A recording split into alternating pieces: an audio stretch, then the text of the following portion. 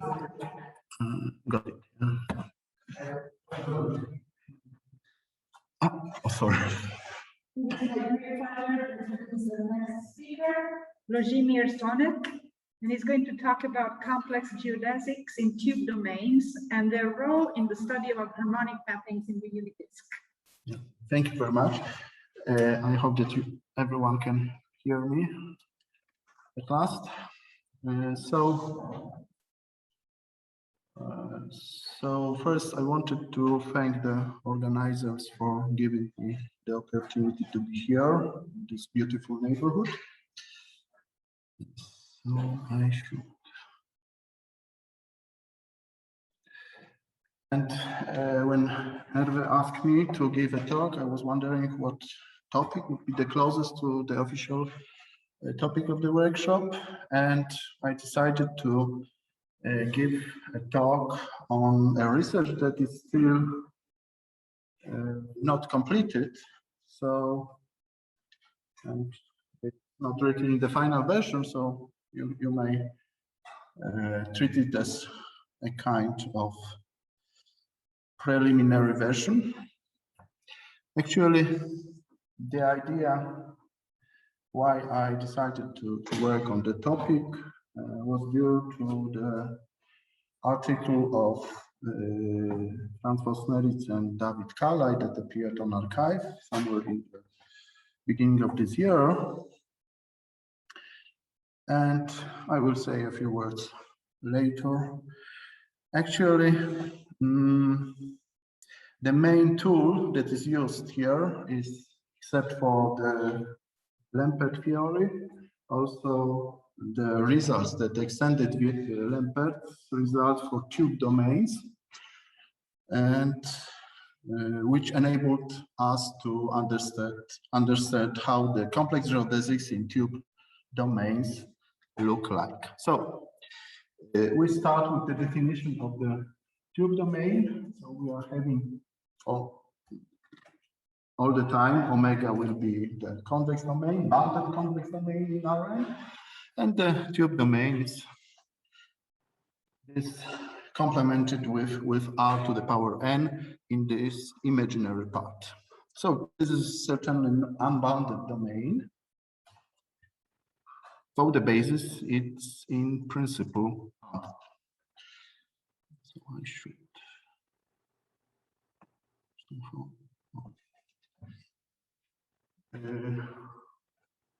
So first fact that should be mentioned here is the following: that if you are having an analytic disk and harmonic mapping between the unit disk, D is the unit disk, and omega, then we find holomorphic analytic disk F that is defined.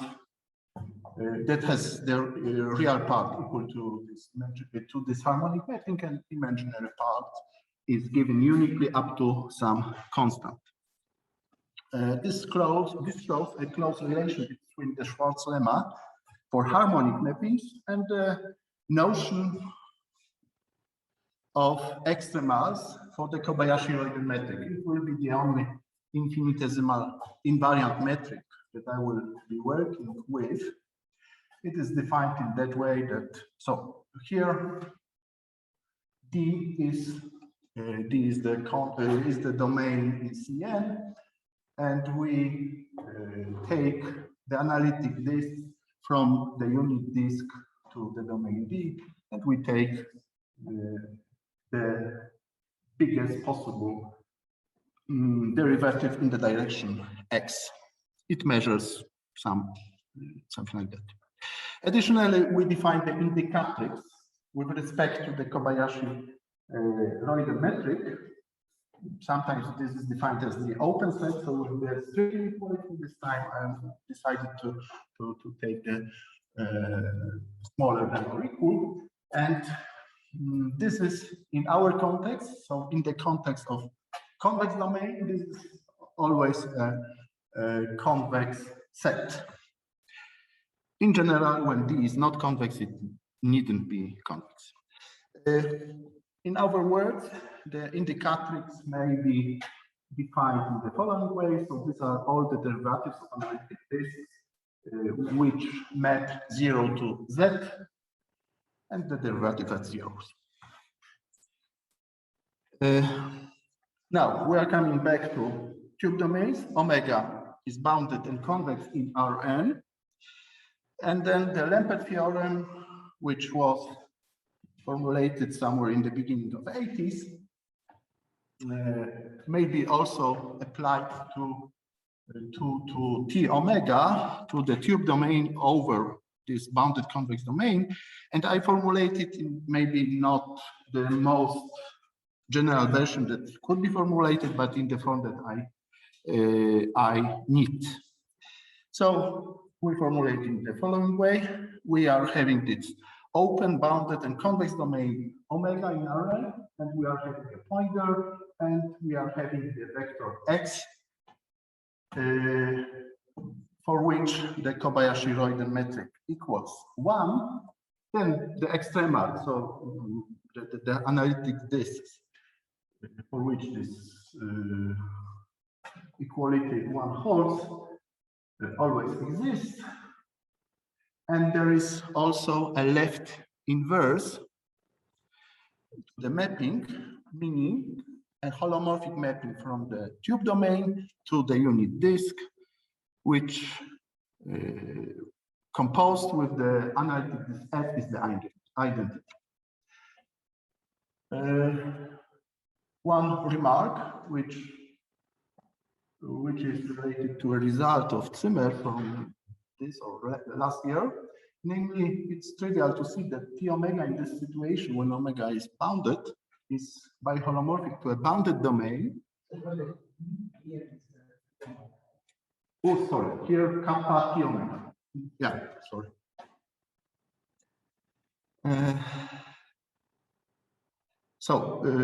T omega is biholomorphic to a bounded domain, which means that it's hyperbolic, and in particular, the Kobayashi metric is positively finite.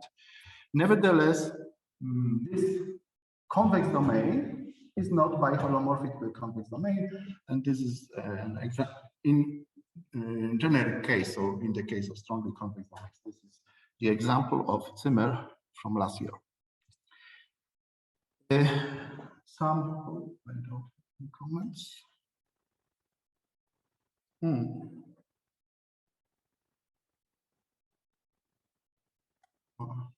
I don't know whether I don't have also.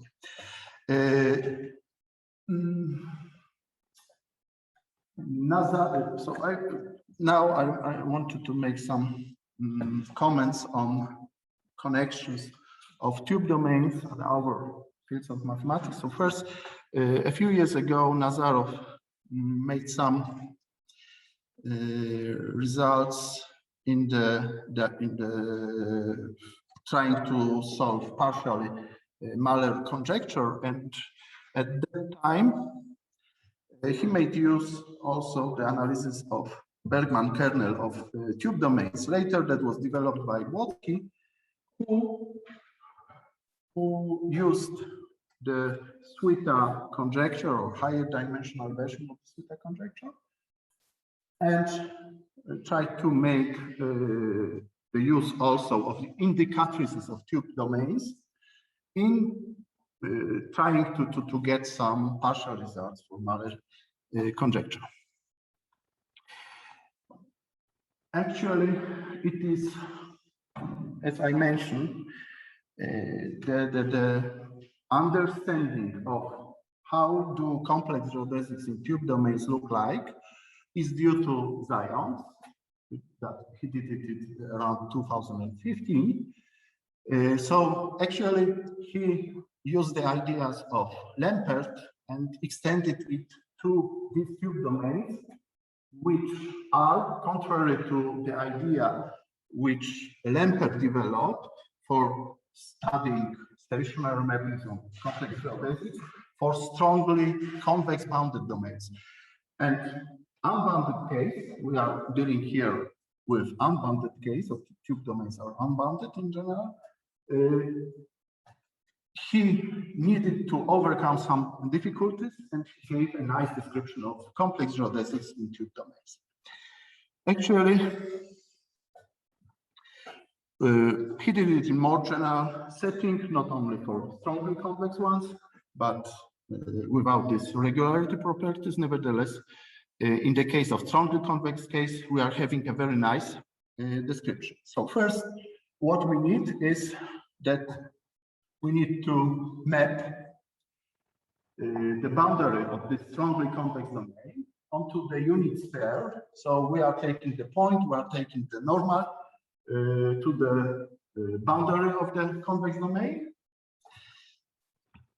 And this is some diffeomorphism. And now the description of complex geodesics in tube domains looks in the following way. So we are having two parameters, A, which is a vector from Cn, and B, it's a real n-dimensional real vector. And then we are having the boundary values of mapping F with real values equal to this quantity. So what we are doing here, we are taking some element in the unit sphere, we are taking, and then we transform it via phi inverse, and we are getting something, some values on the boundary of omega, and this delivers us the real part of any complex geodesics. So it's a complete description. And certainly, if we are having the rational real part, then we are getting the imaginary part via Cauchy-Riemann equations up to this imaginary constant. Big pi, that was the Gauss map. Gauss mapping. So we are so yeah. So we are having here convex, we are having the normal vectors. This is what we are having from the boundary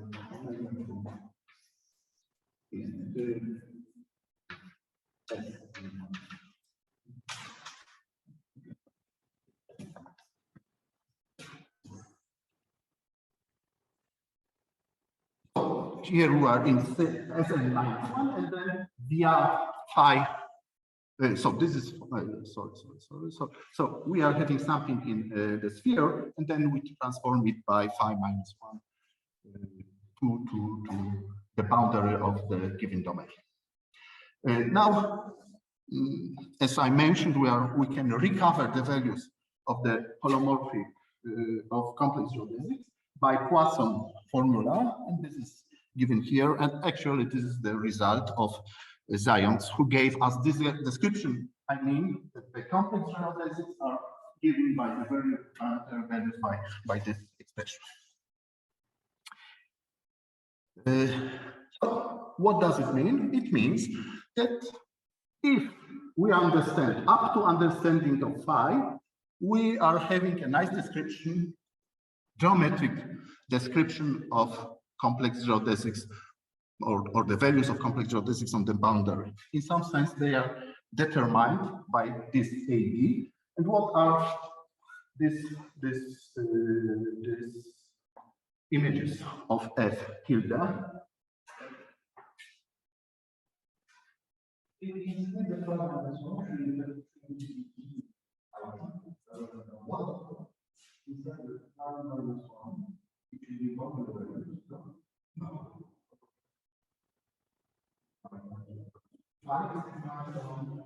The boundary of omega, when mapped on to sphere, it's on. So phi minus 1 maps the Poisson from the sphere to the boundary of. So phi is the domain of definition of phi is the boundary of.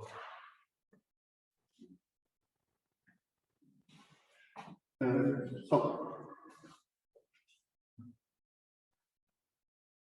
So as we see, depending on A and B, so we are having here A, which is the vector, which is not real, and B, maybe real. In general case, this expression, the boundary is an ellipse.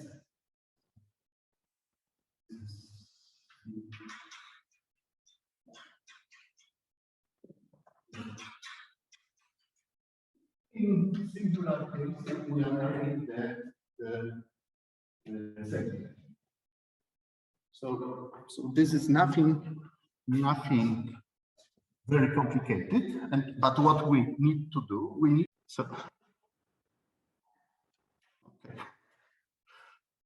so what we need to understand to see how complex geodesics will look like is the following. We map this ellipses onto, into the unit sphere. And then actually we are having several different situations. Maybe actually, so this is written what I mentioned. And then, so first thing is to map it, to understand how it looks like on the sphere, and then by we transform it by phi minus 1. So this is actually what I have already mentioned. So in general, the idea is simple. And now I want to make some more comments. First, this ellipse divided by the norm, so the points lying on the sphere are lying in some three-dimensional space. I mean the dimension in the real sense. What does it mean? So this ellipse, when multiplied by some scalar, gives something that is three-dimensional at most. What does it mean? So in the case of Bn, so the basis is Bn, it means that this mapping phi is then identities here, certainly. This means that the description or the understanding of geodesics in the tube domain over the unit ball may be reduced to the three-dimensional case. And I think that I have written here more or less why this is the case. In other words, to study the complex geodesics in three-dimensional case, we may restrict ourselves to the three-dimensional case for tube domains over the unit ball. And this is here written why. This is because we are having many isometries in the tube domains, which are due to the fact that the unit ball has many unitary mappings. So this is the first remark. Next remark concerns the problem for omega being symmetric around 0, meaning that if a point belongs to omega, then the opposite of the point belongs to omega as well. And in this situation, it turns out that this complex geodesics, which go through the origin, must have this b equal to 0. What does it mean? It means that in the case of tube domains over such symmetric, strongly convex domains, complex geodesics have, and the complex geodesics passing through the origin are determined by only one parameter, only one complex n-dimensional complex parameter A. What does it mean? And then for Bn, because here may be one remark, the case of the tube domain over the unit ball is not trivial. It's not trivial. It's, I will later say a few words about it. The problem of description or calculating of the Kobayashi-Royden metric for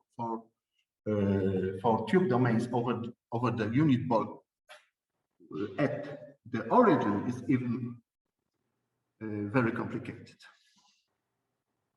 So the case of the unit ball in this situation is not something that is trivially satisfied or easily solved. It's a problem in itself. So what I want to say now is that in the situation of the unit ball, this complex geodesics passing through the origin are lying not in three-dimensional space, but in at most two-dimensional space. What does it mean? It means the description of complex geodesics in TDN passing through the origin reduces to the two-dimensional case. So in general, for tube domains over the ball, the problem can be reduced to 3 dimensions. In the case of the origin pass, for the complex geodesics passing through the origin, it reduces to the 2 dimensions. And now I will say a few words how this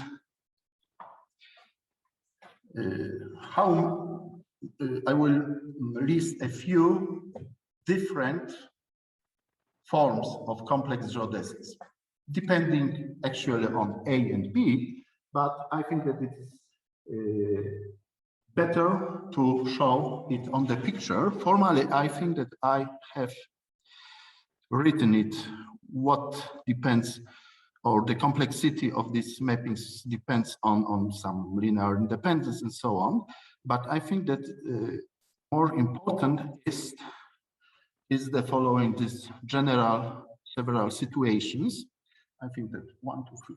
So they are written. It's not very friendly, but I think that if I draw it on the picture, then it will be clear more. So we know that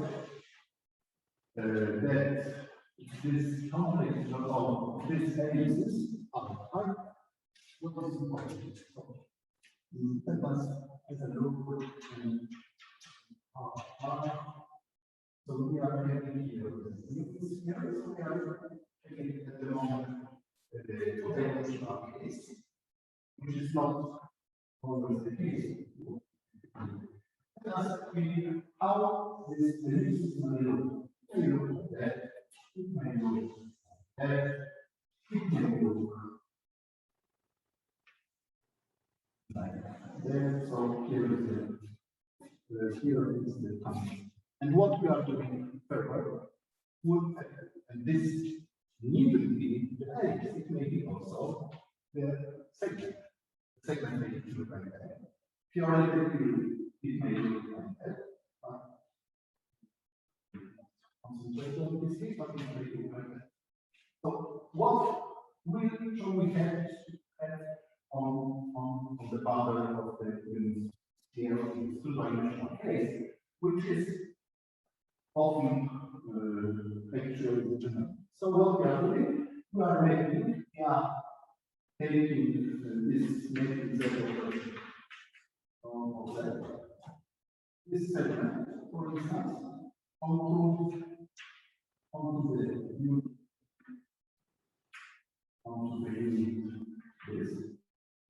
But this segment, when parameterized by lambda equal to 1, it's 2 to 1 mapping. So it will be 2 to 1 mapping to this arc.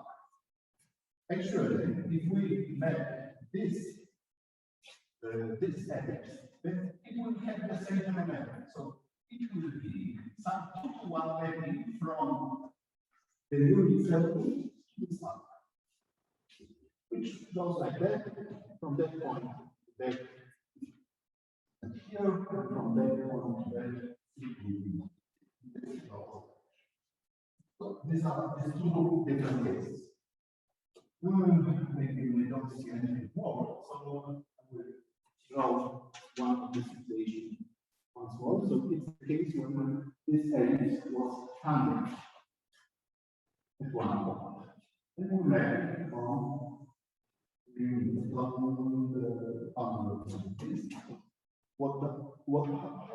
we do? In fact, if this is let's say this line will be made on the unit this unit circle will be the data will be points, and then this out will be made here. Yeah. This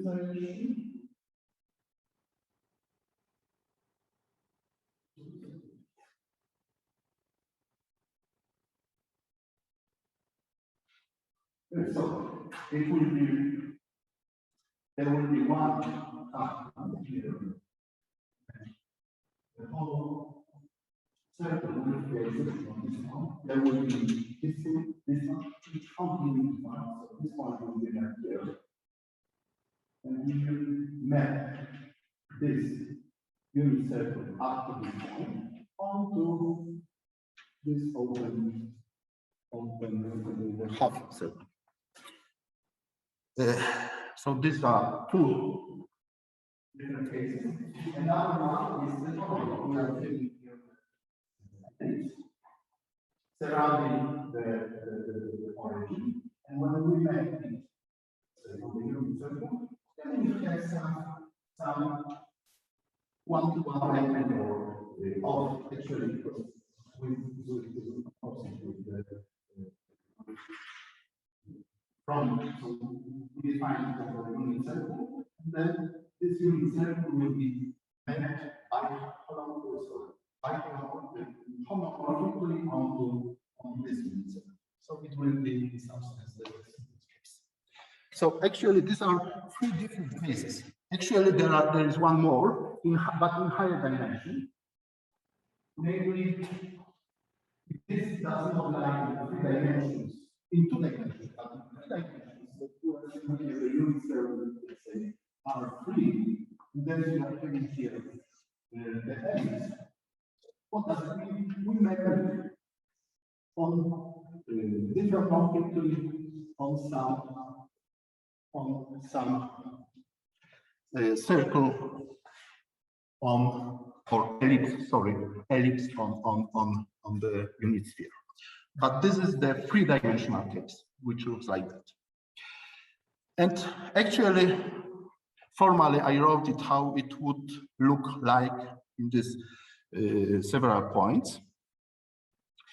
Maybe, I forgot about this simplest case, namely this general case of the segment. So first thing is that it cannot lie. So let's say we are taking here the segment. This is the general case that this is the segment. So first thing is to see that the case when it does not lie on both sides of the origin is excluded, because then in this case the mapping won't be, it will be constant. So this is excluded. So only interesting is the case when we are having the segment with the origin line inside in the inner. So then if we make on the sphere, we will have 2 points. So this is something which is different from all our cases, and it will have and actually these are the antipodal points in the sense that one point is x and the other one is minus x. And here in the general setting of the convex domain, we define the antipodal points as the ones for convex domain, as the ones for which the normal are positive or the tangent spaces are. These are 40 points in this case. It doesn't. It is somehow symmetrical. The opposite generally doesn't have to try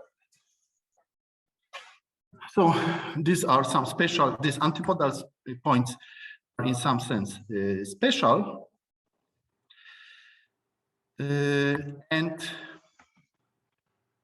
actually, if we look at how these boundary values look like, it will deliver us an effective formula for this complex geodesic, which has this boundary, this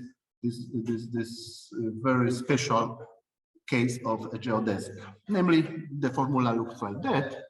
So this is so. What does it mean? If you are having the convex domain, and we are taking, let's say, two antipodal points, then we will join this line will be the image of the real part of the geodesic. So these are very special geodesics which may be said that they are in some sense one-dimensional. In the sense that the image, the harmonic mapping, the real part of the holomorphic mapping is one-dimensional. The image is one-dimensional. In all other cases, the image in real case is somehow two-dimensional. This is what I just said. Now, there is, in some sense, better understanding of the geometry of complex geodesics in tube domains in two-dimensional case. So the omega is two-dimensional. And in fact, the first result is the special case when this extension is, when the extension is homomorphic between the unit circle and the boundary of this basis. Then it will follow from the Radó-Choquet-Kneser Theorem, then this mapping, real part of the complex geodesic, will be a homomorphic. Sorry, so these are two other parts. Maybe I will show you all the possibilities. So maybe I will give you all the possible cases how this real. So we are having now dimension 2.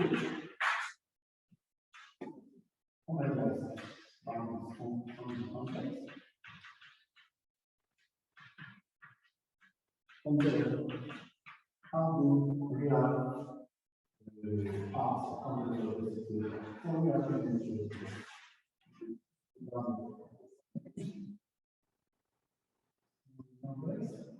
so how is the situation here that we are having one-dimensional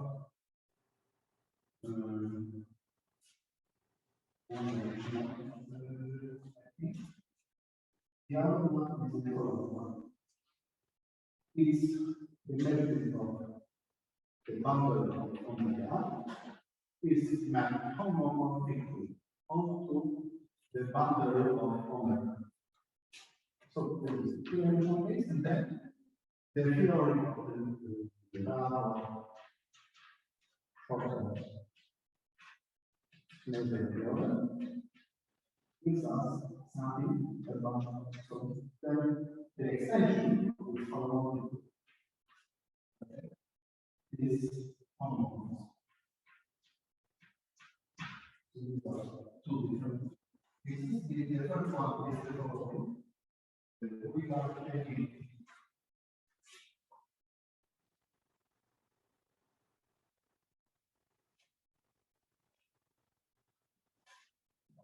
so you are taking this,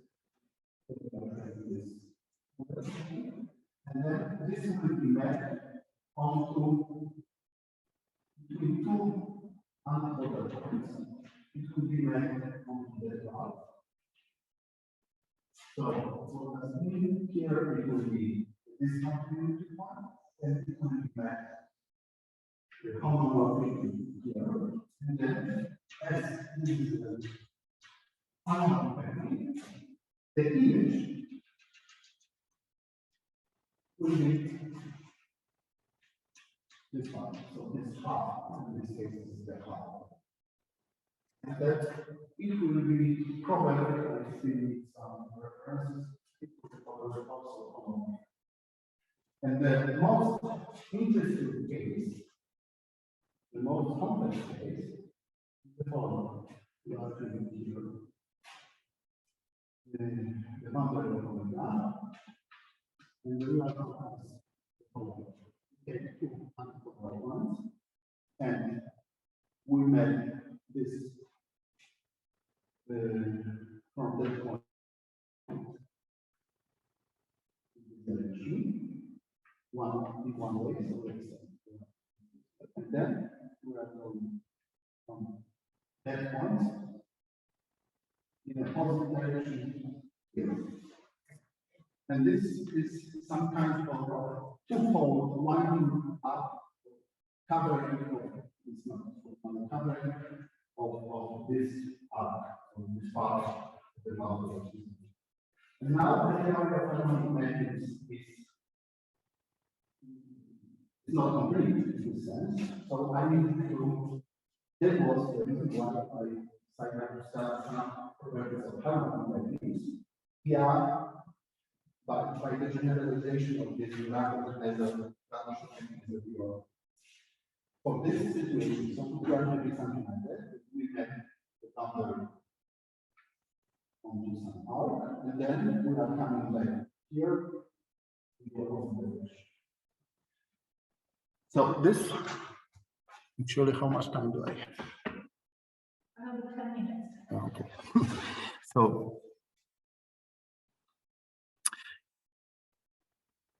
So maybe some corollary that gives us some uniqueness property of complex geodesics in tube domains, so maybe it's not important. So this is what I have already mentioned. Radó-Choquet-Kneser Theorem looks like that. So we are having the homomorphism of some of the boundary of the unit disk onto the boundary of some convex domain. Bounded by a Jordan curve. So in the case when D is convex, then the extension, harmonic extension, is onto and univalent, so in particular it's homomorphic. In the case D is not convex, it does not have to be true, but under the additional assumption that the image of the unit disk lies in the domain D, it will have the same property. So as I mentioned, I needed this theorem for understanding the geometry in one case of the complex geodesics, but I also need to understand another case, which is not covered by the Radó-Choquet-Kneser theorem, and maybe I will formulate this theorem concerning the harmonic mappings. And once more, it's written, but it's maybe not clear. It's better to draw it on the picture.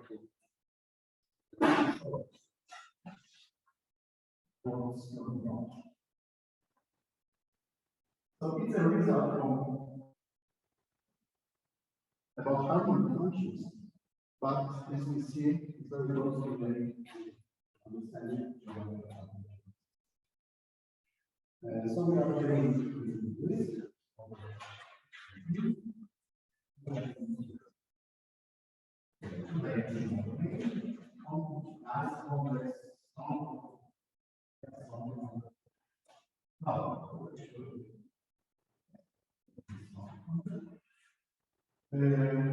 And the situation is like that. We are having here,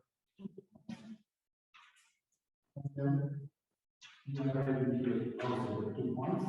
This part is made here in the homomorphic way. Then we are going in this direction, but here we are coming back. So the boundary of this function, which extends to a function, looks like is a 2-to-1 mapping of this part of the bundle. And then the theorem looks like that. We can here here 2 points which are made. There is a Jordan curve, analytic one, which divides D into 2 parts. This is denoted with the formulation of beta, and this is mapped. Here are line. So here are some assumptions.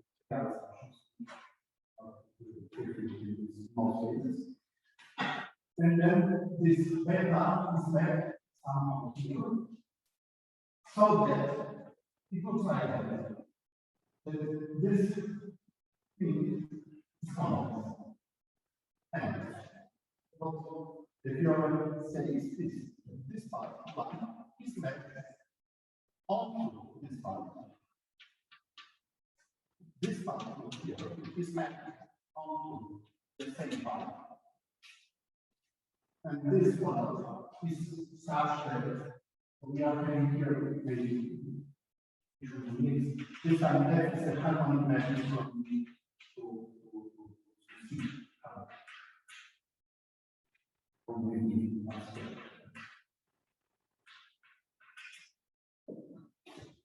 and these points here are the points where the Jacobian of the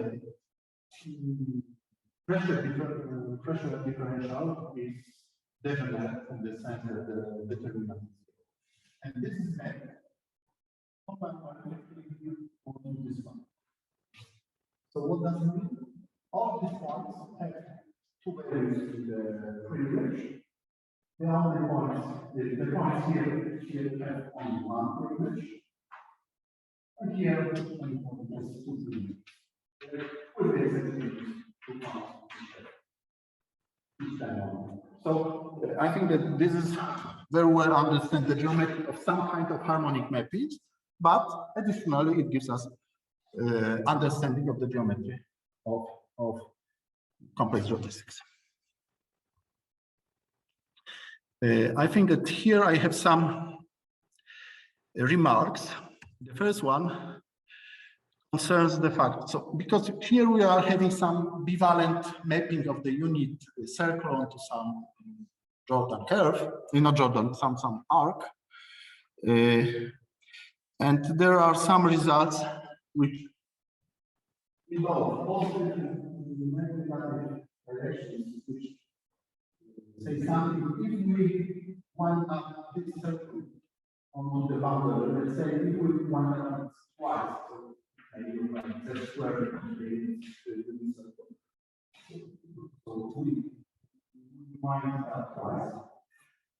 Then we don't have such a general result that the extension of harmonic mapping is 2-to-1 mapping, but there are some positive results and negative in the sense. Yeah,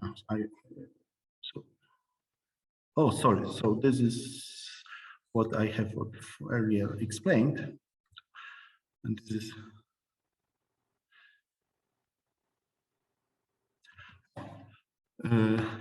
so this is already once more written. So we don't have something like this. This is 2-to-1. Then it will be finite, but maybe not 2-to-1. If it's n-to-1, it won't be n-to-1, but it will be, the preimages will be, I think, finite, but not 2-to-1. And it's already the case of n equal to 2. So actually, this is what I wanted to say about the general geometry of complex geodesics in tube domains. But actually, as I mentioned in the beginning, it was the paper of Forsnellich and Kalai who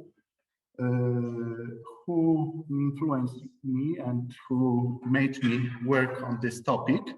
And then in the paper, they formulated the following question. Can one find some effective formula for the combination or the turns out that this problem is somehow difficult. And in the second part of my talk, I wanted to explain why this some kind of solution of this formula. So in some sense, I found via this description of complex geodesics, which are given here in the very, very simple way. So these are complex geodesics to the unit ball passing through the zero, mapping 0 to 0. So they look like that. What does it mean? The derivative at 0 can be calculated in that way.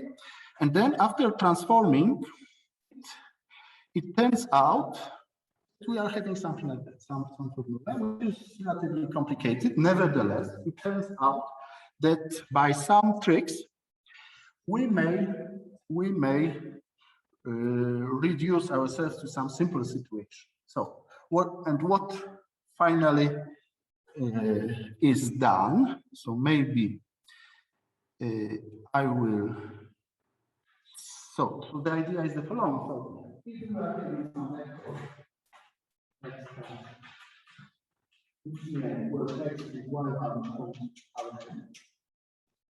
then the Kobayashi model method for this vector and for this vector so actually this will be omega. If you calculate what is the real part is, then it turns out that for some omega, we may find out that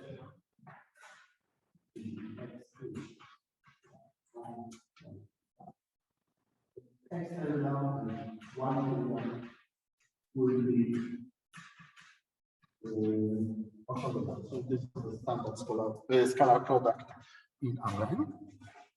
What does it mean? In the formula earlier, so there are some calculations, and this is the formula. The formula 17 gives the property when the vectors are orthogonal.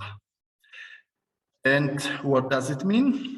It will finally lead to the following result: the Kobayashi-Royden metric will be equal to something that on the right side we are having alpha and beta, which are given earlier.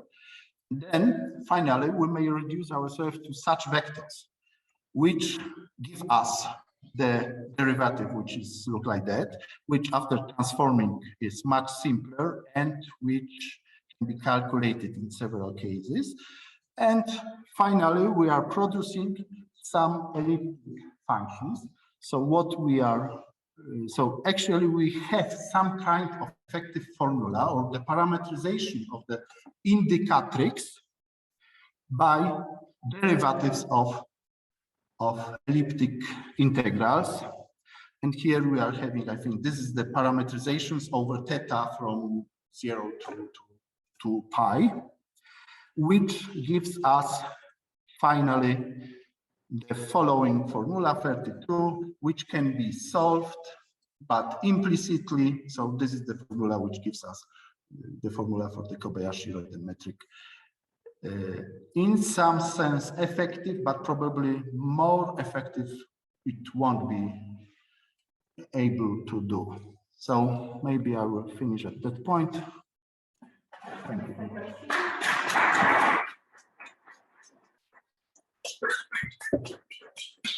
Are there any questions from the remote audience? Gautam. Gautam. Yes, I do. Can you hear me? Yes. Yeah. You briefly lost me towards the end of the talk. I just wanted to clarify. You were talking about a version of the Radó-Choquet-Kneser Theorem involving a bivalent map defined on the unit circle. The part where you lost me, the version that you stated, is that a classical result in the literature, or this is an original result? The version that I started with. The version that I started with. That's the version for a bivalent map. Yes. So actually, this is the version from the book of Duren. Ah, I see. Okay. So you mean, let me come back to the version. So actually, I think that it's not.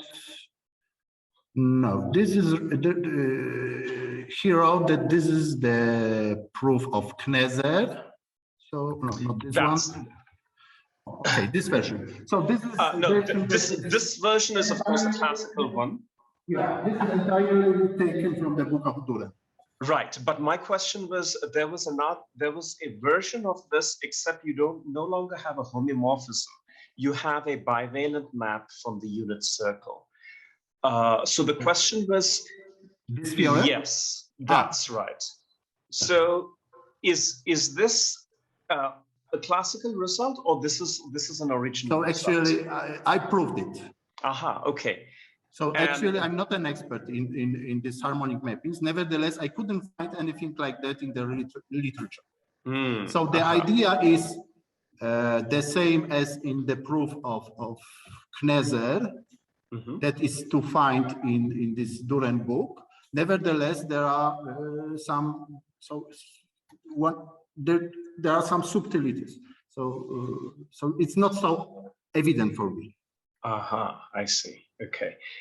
And this is still work in progress, right? There isn't a preprint yet. Yeah, so there is no preprint yet ready yet. But so actually, I have already preprint, but okay, I can send to you, but you must be very, very generous to me. Well, we'll wait for the preprint to come up. But, yeah, okay. Yeah. But remember, I'll look out for there may it. be some mistakes still. Okay.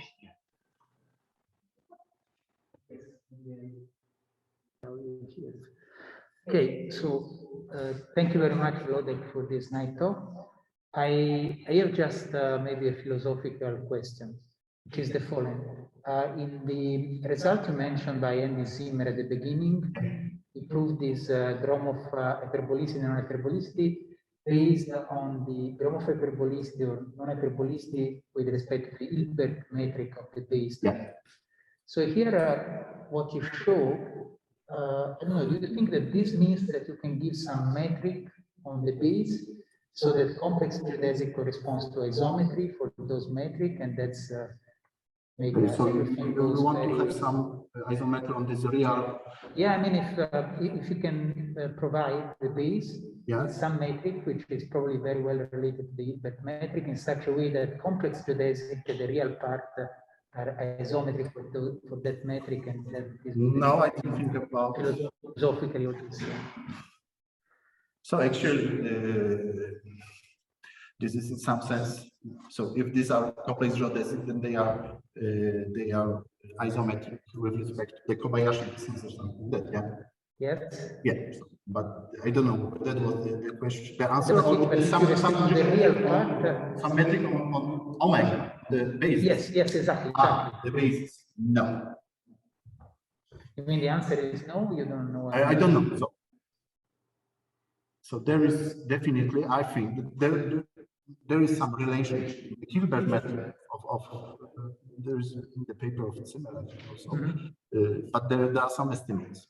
Exactly. Between the Hilbert metric of the underlying basis and the Kobayashi distance. There are some up to some constant. Yeah, exactly. That's why I ask if you can find a conformal for which these are. So I think that so okay, I'm not sure, but I think there are some constants that can be somehow from above and below that are best possible and which can be fixed, I think, but I'm not sure. But one would have to look at semester. Are there questions or comments? If not, sorry. speaker again.